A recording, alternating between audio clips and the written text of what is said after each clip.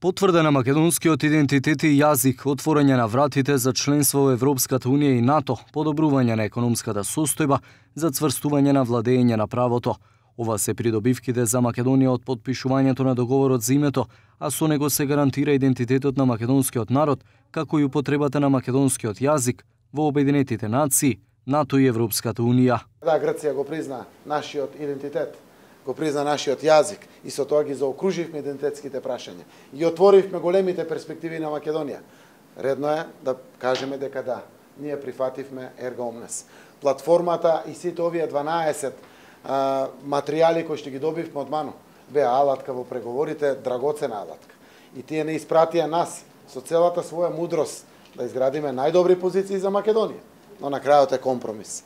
Председателот на Ману Таки Фити вели дека Академијата е свесна дека решавањето на спорот морало да биде спроведено преку нужен компромис во кој двете држави нешто ќе дадат, а нешто ќе изгубат. Доколку Република Македонија ги исполни обврските од договорот со Република Грција, влезе во НАТО и ги отвори преговорите за членство во Европската унија, реално е да се очекува пораст на оптимизмот и на домашните деловни субјекти, чиј инвестицијски потенцијал никако не смее да се потцени, и зголемување на продуктивните инвестиции во машини, опрема и човечки капитал. Во првиот дел од расправата во Ману, каде беа поканети сите членови на Академијата, своји обраќања имаа шефот на дипломатијата Никола Димитров и вице-премиерот Бујар Османи. Димитров истакна дека Македонија не може да биде дел од НАТО и Европската унија, доколку не е пријател со земјите членки. Ги пропуштивме возовите кога политиката на проширување беше популарна, кога беше еуфоријата на обединувањето на Европа што се создаде со падот на Берлинскиот зид. Државите од првиот бран имаа полесна задача, денес имаат дупли или 3 пати поголеми плати.